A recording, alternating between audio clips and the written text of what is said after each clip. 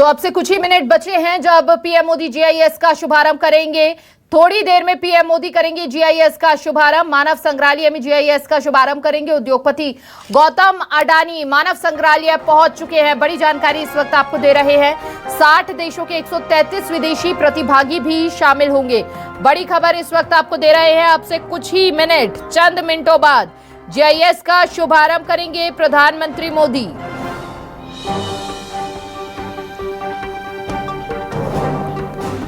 तो मानव संग्रहालय में जीआईएस का करेंगे शुभारंभ पीएम मोदी। जीआईएस का शुभारंभ करेंगे अब से कुछ ही मिनटों में। हालांकि पहले शुभारंभ जो था वो समय 10 था, लेकिन स्कूली बच्चों की परीक्षा के कारण इस समय को थोड़ा बढ़ाया गया, 10:15 किया गया। पीएम मोदी के एमपी दौरे का दूसरा दिन है। कल वो मध्य प्रदेश में पहुंच चुके थे। बागेश्वर में उन्होंने कई बड़ी सौगातें दी और आज जीआईएस का वो शुभारंभ करेंगे। बड़ी जानकारी इस वक्त आपको दे रहे हैं।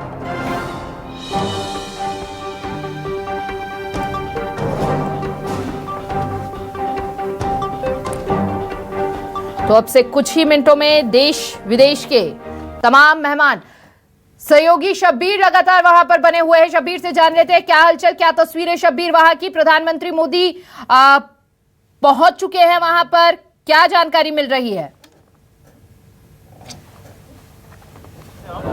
देखिए हिमानी, बात की जाए तो कुछ देर के बाद यहाँ पे जो जानकारी निकलकर सामने आ रही है कि प्रधानमंत्री नरेंद्र मोदी पहुंचेंगे, जिसका आप भी जिक्र कर रही थी कि उनका समय तो अभी का ही था, यानी सुबह 10 बजे के आसपास का था। लेकिन बच्चों की परीक्षा को ध्यान में रखते हुए कि उनके काफिले के कारण बच्चों को दिक्कतों का सामना ना करना पड़े, इस बात का विशेष तौर पर उनकी तरफ से ध्यान किया गया और करीब 15 से 20 मिनट उनका जो समय था उसको आगे बढ़ाया गया है। और आप देखेंगे ये गेट नंबर 1 है और गेट नंबर 2 से प्रधानमंत्री नरेंद्र मोदी आएंगे, यानी यहाँ से करीब 100 मीटर की दूरी पर। लेकिन तमाम जो उद्योगपति हैं वो इसी गेट से अंदर की तरफ दाखिल हो रहे हैं और आप देखेंगे कि देश समेत विदेश के उद्योगपति हैं। और गौतम अडानी की बात की जाए तो वो इस तरफ बैठे हुए हैं। जो वीवीआईपी उद्योगपति हैं वो उनकी बात की जाए तो वो इस वक्त इस तरफ हैं और बाकी के उद्योगपति जो हैं वो अंदर की तरफ गेट नंबर 2 की तरफ मेन हॉल जो है वहां पर पहुंच गए हैं और वहां पर बैठे हुए हैं। बस इंतजार किया जा रहा है मध्य प्रदेश के मुख्यमंत्री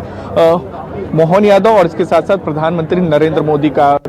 और मुख्यमंत्री मोहन यादव की बात की जाए तो उनका काफिला भी यहां पर पहुंच चुका है, लेकिन वो खुद नहीं आए क्योंकि प्रधानमंत्री नरेंद्र मोदी के साथ वो पहुंचेंगे। काफी उम्मीदें हैं इस इन्वेस्टर समिट की बात की जाए, क्योंकि सरकार की पूरी कोशिश ये है कि ज्यादा से ज्यादा उद्योग आए और करीब 20 लाख करोड़ रुपए की संभावना जताई जा रही है कि निवेश मध्य प्रदेश में आ सकता है। और जो बेरोजगारी है उसको पूरी तरीके से तस्वीर बदलने का प्रयास सरकार की तरफ से किया जा रहा है। उन्हीं सब के बीच बात की जाए तो ग्लोबल इन्वेस्टर समिट की कुछ देर के बाद शुरुआत हो जाएगी। एक एक करके तमाम उद्योगपति यहाँ पर आते हुए नजर आ रहे हैं और बात की जाए तो मंत्री और उद्योगपति यहाँ पर दिखाई दे रहे हैं। एक एक करके अंदर की तरफ सब दाखिल हो रहे हैं। खासकर कोशिश ये है सरकार की तरफ से कि आईटी के क्षेत्र में सबसे ज्यादा इन्वेस्ट हो। इसके अलावा पर्यटन के क्षेत्र की बात करें, कृषि के क्षेत्र में भी, फूड प्रोसेसिंग के क्षेत्र में भी, क्योंकि मध्य प्रदेश 2-3 चीजों को लेकर हमेशा से स्वर्णिम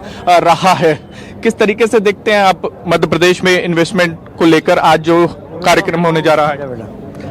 निश्चित ही मध्य प्रदेश में भारतीय जनता पार्टी की सरकार के प्रयासों से निवेश बढ़ रहा है। माननीय मुख्यमंत्री जी विशेष रूप से प्रयास कर रहे हैं और मध्य प्रदेश अब असीम संभावना वाला प्रदेश है। प्राकृतिक संसाधनों से भरपूर है, कानून व्यवस्था बहुत अच्छी है, पानी की, बिजली की, सिंचाई की, इन सब की व्यवस्थाओं के कारण हमारी जो एग्रीकल्चर ग्रोथ है वो बड़ी है। इसलिए मैं ऐसा मानता हूँ कि माननीय प्रधानमंत्री जी का स्वयं मार्गदर्शन इस इन्वेस्टर समिट में मिल रहा है। इस बार बहुत अच्छा निवेश मध्य प्रदेश को मिलने के ये थे बीजेपी के विधायक आशीष शर्मा। कई उद्योगपति भी यहाँ पर पहुंचे हुए, उनसे भी बातचीत कर लेते हैं। सर, कैसे देखते हैं मध्य प्रदेश में जो इन्वेस्टर समिट हो रहा है उसको लेकर, कैसे देखते हैं आप लोग? बहुत सराहनीय है, बहुत महत्वपूर्ण है और जिसकी आवश्यकता विगत वर्षों से देखी जा रही थी और इन्वेस्टर यहाँ पर चाहते थे कि सुविधाएं मिले। ये सारी सुविधाएं मध्य प्रदेश में अब दी जाने लगी है, आसानी से उपलब्ध हो रही है और जो समस्याएं थी, जो कठिनाई थी, उनको चिन्हित करते हुए उन्हें इग्नोर किया गया है और अब प्रायोरिटी दी गई है और इसके कारण निश्चित रूप से इन्वेस्टर यहाँ पर काफ़ी मात्रा में आ रहे हैं। ये देख सकते हैं, ये भी बीजेपी के एमएलए हैं और कोशिश यही है कि ज़्यादा से ज़्यादा उद्योग और उसी के मद्देनज़र यहाँ पर देखेंगे कि अब यहाँ पर धीरे धीरे करके तमाम उद्योगपति जो हैं, मंत्री हैं, विधायक हैं, वो अंदर की तरफ पहुँच रहे हैं और इंतज़ार किया जा रहा है इन्वेस्टमेंट को लेकर। सर क्या I need to know about this particular summit. How do you think things for Madhya Pradesh would pan out and landscape would change? I think Madhya Pradesh, the kind of infrastructure it's established, it's extremely promising, and therefore between this country of Albania, which I represent, and Madhya Pradesh, I'm looking forward to establishing many more trade and economic ties. And sir, how do you want to rate the governance of Madhya Pradesh? I think I have seen a lot of promise and progress as far as that goes, and from that point of view, I think it's a very investor-friendly state in my opinion. As a which sector do you feel? Sir and do सबसे you ज़्यादा think किस the start- sector में आपको उम्मीद है? Pharma, IT, tourism, इन सभी में बहुत promise है between the two. बहुत बहुत धन्यवाद। ये थे कुकरेजा जी। अलग अलग कंपनियों की बात की जाए तो यहाँ पर उद्योगपति पहुंच रहे हैं, वो बता रहे थे कि किस तरीके से फार्मा, आईटी की बात की जाए, कृषि की बात की जाए, उन क्षेत्रों में जो हिमानी है कि ज्यादा से ज्यादा शबीर, उद्योग यहाँ पर लगने। किस सेक्टर को कितना निवेश मिलने की उम्मीद, कोई अमूमन आंकड़ा?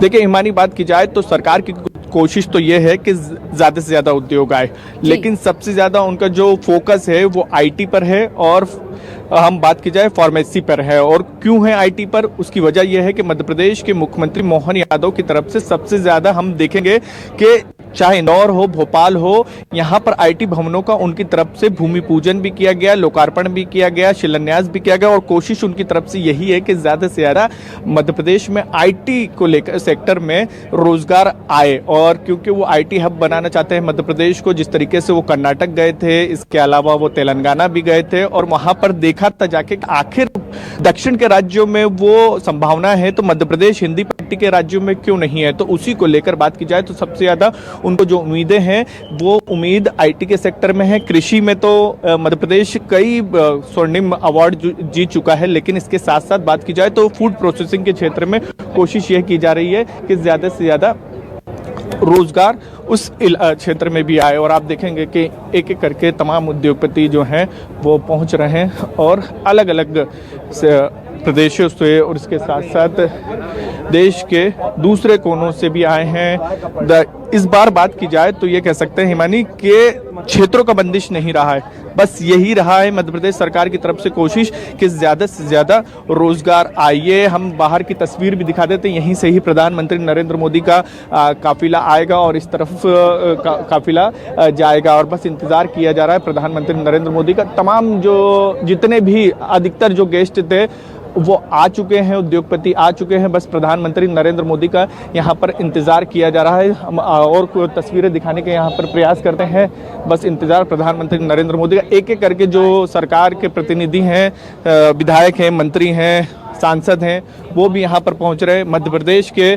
की बात की जाए, जो मध्य प्रदेश से केंद्रीय मंत्री हैं वो भी यहाँ पर एक एक करके पहुँचे, चाहे हरिशंकर खटीक की बात करें या फिर दूसरे मंत्रियों की बात की जाए जो केंद्र में मंत्री हैं मध्य प्रदेश कोटे से। और एक चीज़ और है जो दो तीन चीजें हम यहाँ पर आने के बाद एक चीज देखते हैं कि मध्य प्रदेश में निवेश के साथ साथ एक कल्चर दिखाने की भी कोशिश यहाँ पर की गई। मैं मेरे कैमरा पर्सन खेमचंद को कहूंगा कि यहाँ की तस्वीर दिखाएंगे पीछे की, तो यहाँ पर एक मध्य प्रदेश की जो ये कह सकते हैं कि जो संस्कृति है, मध्य प्रदेश का इतिहास है, मध्य प्रदेश किस पहचान के लिए जाना जाता है, वो भी यहाँ पर बताने की कोशिश की गई। यानी निवेश के साथ साथ बिल्कुल बिल्कुल शबीर, आप बने रहिए, कार्यक्रम पर भी अपनी नजर बनाए रखिएगा।